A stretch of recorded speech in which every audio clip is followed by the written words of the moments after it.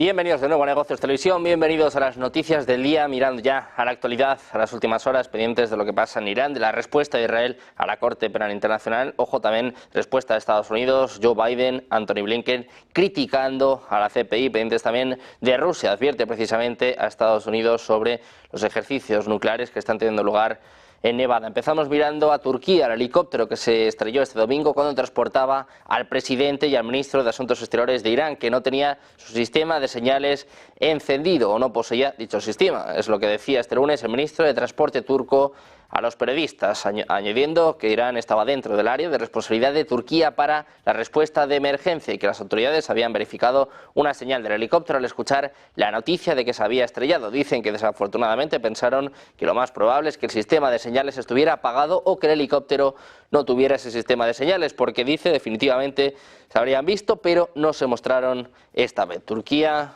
da rienda suelta a las especulaciones, dice que el helicóptero que transportaba al presidente iraní no emitió ninguna señal. El gobierno de Irán ha anunciado este lunes que los actos de conmemoración del presidente Raisi y su ministro de Asuntos Exteriores, Hossein Amir Abdollahian, fallecidos este domingo en el accidente del helicóptero en la provincia de Azerbaiyán Oriental, van a arrancar durante la jornada del martes, sin que por ahora haya una fecha para los funerales. El ministro del Interior iraní, Ahmed Bahidi, ha afirmado que los cuerpos de los fallecidos en el siniestro aéreo serán trasladados este martes desde la Plaza de los Mártires de Tabriz hasta la mezquita Badrag, donde serán llevados a Teherán para las ceremonias. Dice que la gran procesión de los cuerpos tendrá lugar a eso de las 9:30 hora local y que esperan que la población participe en la ceremonia de mañana y en el resto de las ceremonias que serán anunciadas en reconocimiento a estos mártires, según informa la agencia iraní de noticias Tasnim.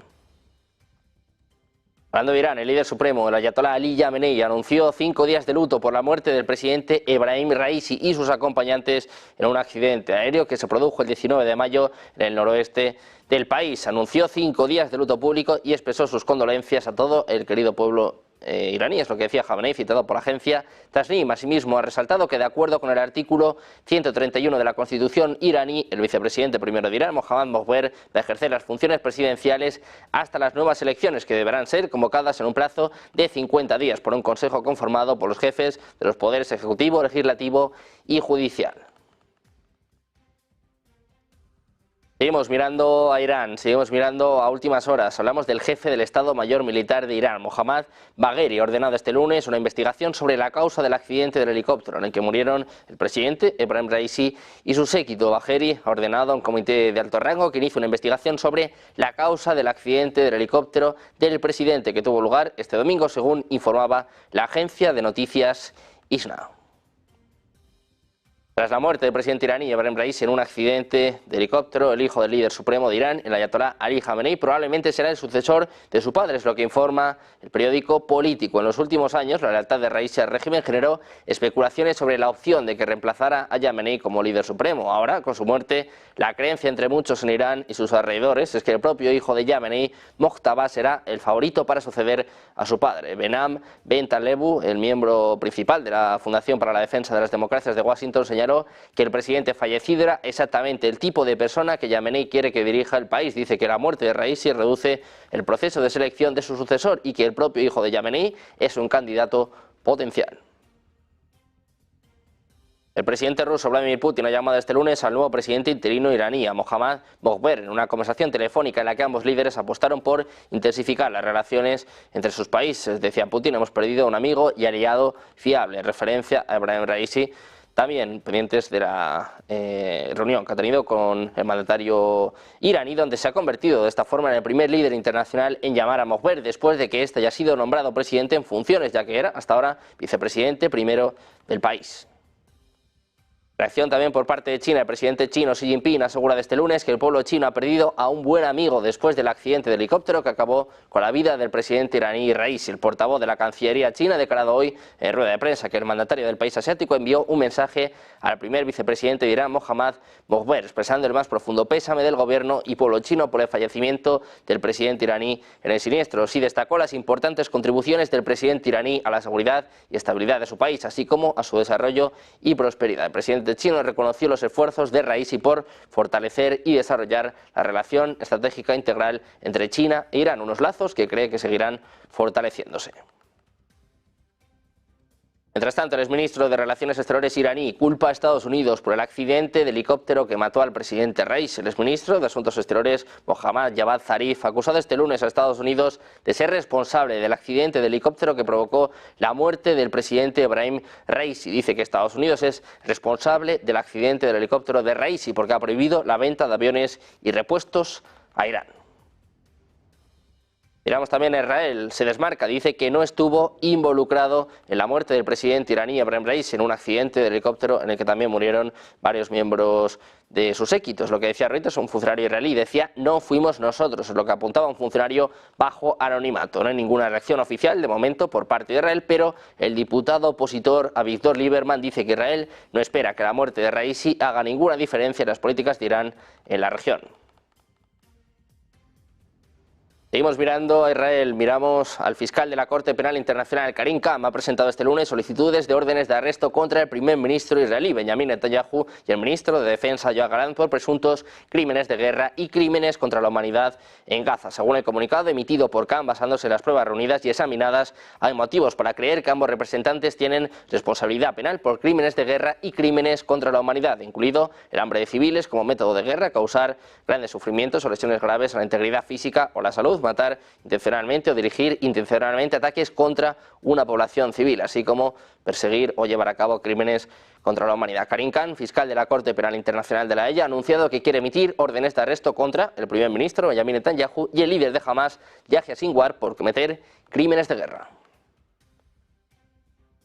Hamas, por su parte, denuncia esta solicitud de orden de arresto de la CPI contra sus líderes. Ha denunciado este lunes la decisión del fiscal de la Corte Penal Internacional de solicitar órdenes de arresto para 3 de sus líderes. Se exigió que se cancele la solicitud. El grupo palestino también dijo en un comunicado que la solicitud del fiscal de la CPI de órdenes de arresto contra el primer ministro y el jefe de defensa de Israel llegó 7 meses tarde. Reacción por parte de Reino Unido. El gobierno británico ha emitido un comunicado este lunes diciendo que no apoya la decisión de la Corte Penal Internacional de solicitar órdenes de arresto contra el primer ministro israelí Benjamin Netanyahu y el ministro de Defensa Yoav Gallant. Dice que no creen que la búsqueda de órdenes judiciales ayude a sacar a los rehenes o a conseguir ayuda o lograr un alto el fuego sostenible. Esta sigue siendo la prioridad de Reino Unido, es lo que se lee en su comunicado, en el que dicen que desde el principio no creen que la CPI tenga jurisdicción en este caso y que Reino Unido aún no ha reconocido a Palestina como Estado. Israel no tiene tampoco Estado parte en el Estatuto de Roma. Dice que sería prematuro responder antes de la sala de cuestiones preliminares de que hayan considerado la solicitud de orden judicial presentada por el fiscal. Primera reacción por parte del primer ministro israelí Benjamin Netanyahu, ha calificado de escándalo la decisión de la Fiscalía de la Corte Penal Internacional de pedir órdenes de arresto contra el propio Netanyahu y su ministro de Defensa Yoav Gallant por crímenes de guerra y contra la humanidad a raíz de la ofensiva militar lanzada sobre la Franja de Gaza después de los atentados de Hamas. Dice Netanyahu, esto no nos detendrá ni a mí ni a nosotros, es lo que declaraba durante una reunión de los diputados de su partido, el conservador Likud. La reunión ha comenzado con Netanyahu haciendo circular un documento de recogida de firmas en contra de la decisión de la Fiscalía de la CPI, según están apuntando medios israelíes. Israel, por cierto, que ha trasladado a Estados Unidos que la operación en Rafah está evitando daños civiles. El ministro israelí de Defensa, Yoav Gallant, se ha reunido este lunes en Tel Aviv con el asesor de Seguridad Nacional de la Casa Blanca, con Jake Sullivan. Le ha mostrado los planes humanitarios aprobados e implementados en Gaza para proteger a la población civil y las operaciones militares como la que se está desarrollando ahora en la ciudad sureña de Rafah. Gallant le ha garantizado que su gobierno ha realizado esfuerzos significativos para evacuar a los gazatíes de Rafah, evitar daños civiles y facilitar la prestación de servicios humanitarios. También hay reacción por parte del presidente de Estados Unidos, Joe Biden, ante la decisión por parte de la Corte Penal Internacional. El presidente de Estados Unidos ha subrayado este lunes en un comunicado que las solicitudes de órdenes de arresto de la Corte Penal Internacional contra funcionarios israelíes son escandalosas. Decía Biden, permítanme ser claro, independientemente de lo que este fiscal pueda implicar, no hay equivalencia ninguna entre Israel y Hamas. Siempre estaremos con Israel contra las amenazas a su seguridad. Por su parte, Antony Blinken también ha hecho declaraciones a este respecto, ha rechazado la solicitud del fiscal de la Corte Penal Internacional de estas órdenes de arresto para funcionarios israelíes. Dice Blinken que rechazan la equivalencia que hace el fiscal de Israel con Hamas, que las decisiones podrían poner en peligro los esfuerzos para llegar a un acuerdo de alto el fuego, un acuerdo de rehenes y aumentar la ayuda humanitaria en Gaza. Blinken dice en este comunicado que las órdenes de arresto de la Corte Penal Internacional podrían poner en peligro los esfuerzos de alto el fuego y liberación de rehenes.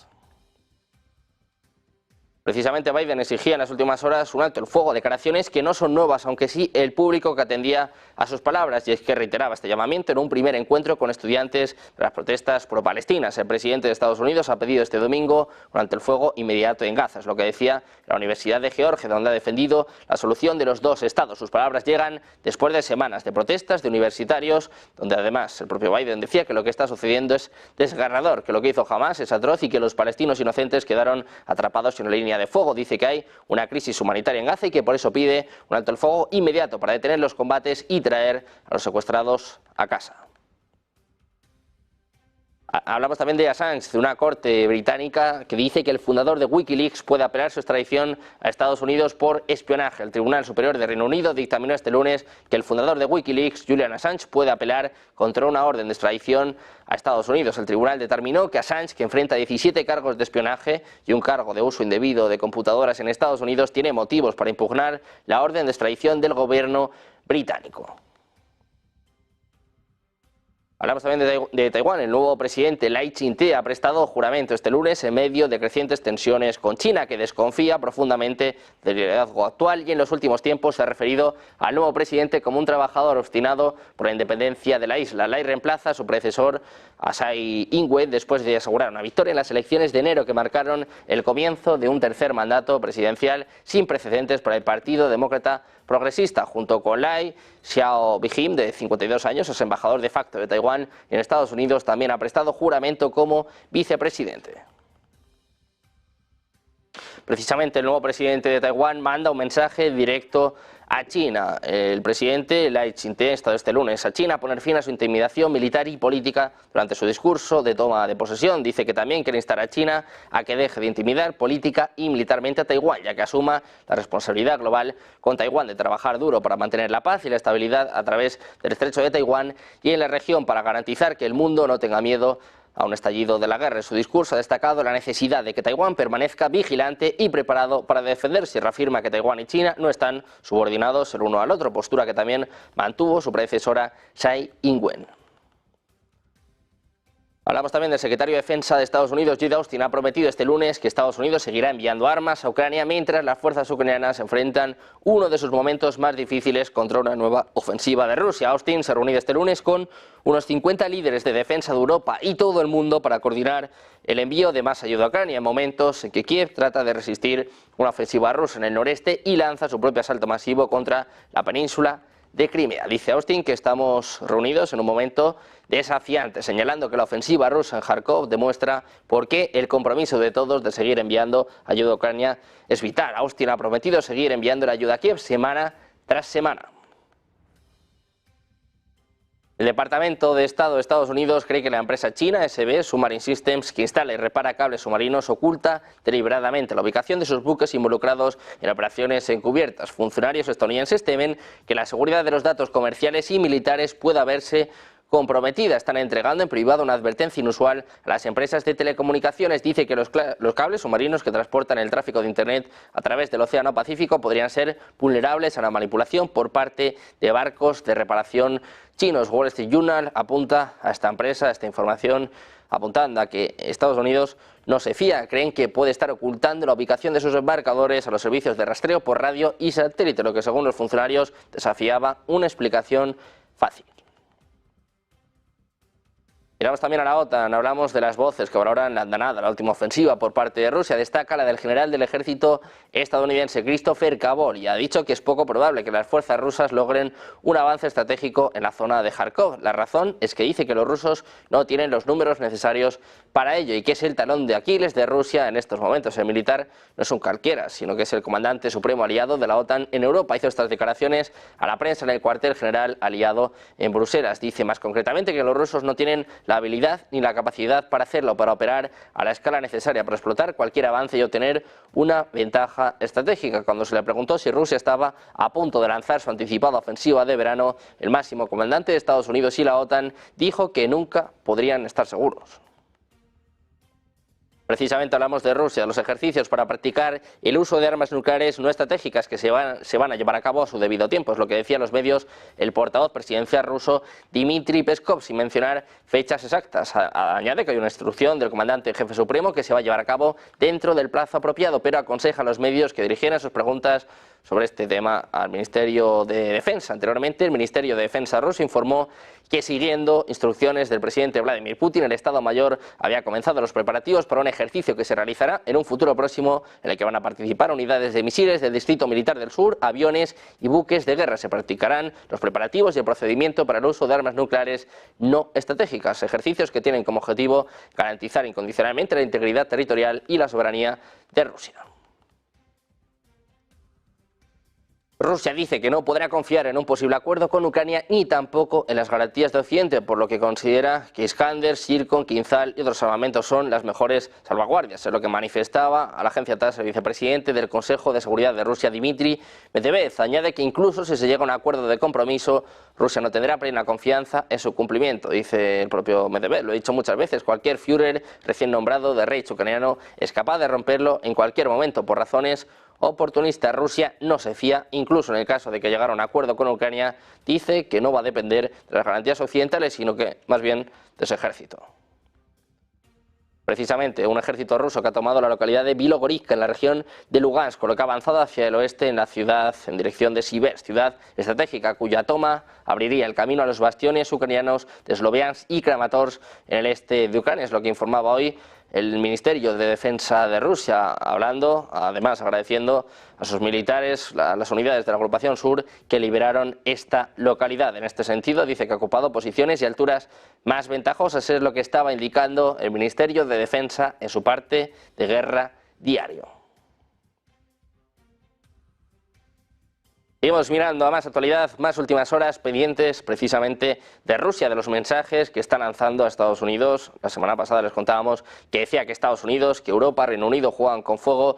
Rusia está siguiendo de cerca, además, la situación en Nevada, donde Estados Unidos está realizando pruebas nucleares. Es lo que ha manifestado a los periodistas el viceministro de Asuntos Exteriores ruso, Sergei Ryabkov. Dice que están siguiendo de cerca los acontecimientos en el polígono de pruebas de Nevada, que naturalmente ha registrado todas las señales públicas que llegan de la administración estadounidense a este respecto. Es lo que respondía este propio Ryabkov a una pregunta de un periodista de TASS. La posición de Rusia sigue siendo la misma, dice, mientras Estados Unidos se abstenga de realizar pruebas nucleares a gran escala, Rusia seguirá una política similar, algo que el presidente ruso, Vladimir Putin, había reiterado repetidamente. Rusia no se fía, vigila la actividad nuclear de Estados Unidos con el foco puesto en Nevada.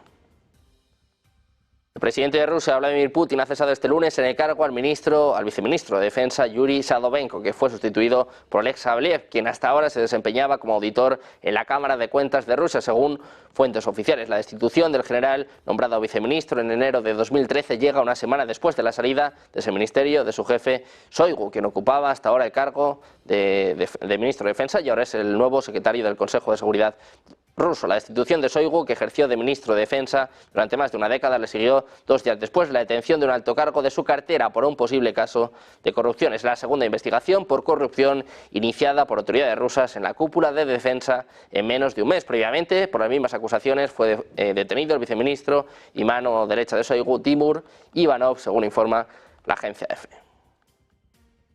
Pendientes también de Ucrania, el presidente ucraniano Volodymyr Zelensky ha vuelto a pedir a los aliados occidentales que proporcionen a Kiev más sistemas de defensa aérea para proteger a Kharkov y a las ciudades ucranianas. En un mensaje en Telegram ha señalado que el mundo puede detener el terrorismo ruso y para ello se debe superar la falta de voluntad política entre los líderes. Pendientes también de Estonia, la primera ministra estonia, Kaja Kallas, ha asegurado que son varios los socios de Kiev que han desplegado a su personal militar en territorio ucraniano para formar a sus fuerzas armadas. Considera infundados los temores de que la OTAN tuviera que intervenir si este personal es atacado en algún momento. Kallas ha contado esto en una entrevista para Financial Times. Dice que ya hay países que están entrenando soldados ucranianos sobre el terreno por su cuenta y riesgo, y que un eventual ataque de Rusia que pudiera afectarles no significaría que la OTAN invocase su artículo 5, el que recoge el derecho a la defensa colectiva. Hablamos también de Finlandia, del primer ministro finlandés, Petteri Orpo, se muestra partidario de abrir la frontera parcialmente si la próxima semana el Parlamento aprueba la ley que devuelve a los solicitantes de asilo a Rusia, un mes después de que Helsinki prorrogara de manera indefinida el cierre de todos los pasos fronterizos. Dice Orpo que cuando se apruebe esta ley intentarán abrir la frontera con cuidado, que podrían intentar comenzar con un punto fronterizo y si se establece cooperación en ambos lados de la frontera podría incluso extenderse. No obstante, ha subrayado que cualquier paso en esta dirección dependerá de la postura que adopte Rusia, país al que su vecino ha estado acusando de utilizar el fenómeno migratorio como elemento de desestabilización en la frontera. Dice Orpo que hay muchas razones para creer que si se abre un paso fronterizo es casi seguro que la gente vendrá, aunque también ha reconocido que no se ha detectado un movimiento inusual en la frontera a pesar de la llegada de la primavera, que era esperado precisamente por las autoridades finlandesas. Terminamos mirando la crisis diplomática entre Milei y Sánchez. España ha llamado a consultas a su embajador en Buenos Aires este domingo, después de que el presidente argentino hiciera comentarios sobre la esposa del presidente español, Pedro Sánchez. Milei había llamado corrupta a la esposa de Sánchez durante una manifestación en Madrid organizada por el partido Vox, y a la que asistieron muchos de sus aliados internacionales. Precisamente en las últimas horas hablaba sobre esta cuestión el presidente español, Pedro Sánchez, que pedía una rectificación inmediata a Milei. Lo escuchamos. Evidentemente, entre los gobiernos los afectos son libres, pero el respeto es irrenunciable. Por eso hemos pedido al actual presidente del Gobierno de la República de Argentina una rectificación pública y, en consonancia, la respuesta del Gobierno de España será acorde a la dignidad que representa la democracia española y a los lazos de hermandad que unen a España y a Argentina, ahora mismo presididos por un presidente que, por desgracia, no ha estado a la altura con sus declaraciones. Pendientes de Sánchez, de la crisis diplomática con Argentina, terminamos mirando a lo que es el tema del día, pendientes del accidente del helicóptero del presidente iraní. Ojo, porque hay declaración por parte de Estados Unidos. El secretario de Defensa de Estados Unidos niega la participación en el accidente del helicóptero que mató a Raisi. Lloyd Austin ha negado este lunes la participación de Washington en el trágico accidente del helicóptero que mató al presidente iraní Ebrahim Raisi y al ministro de Asuntos Exteriores Hossein Amir Abdollahian. El secretario de Defensa, sin embargo, se ha negado a comentar sobre la pregunta del periodista sobre si Teherán culparía a Israel por el accidente del helicóptero. Dice Austin que tienen que realizar una investigación para ver cuál fue la causa del accidente y que podrían ser varias cosas. Estados Unidos se desmarca, dice que no ha tenido nada que ver con el accidente que mató al presidente de Irán, pero ojo, porque dice que no puede comentar nada sobre Israel. Pendientes de más últimas horas, más actualidad, más información. Una pausa y enseguida estamos de vuelta en Negocios Televisión.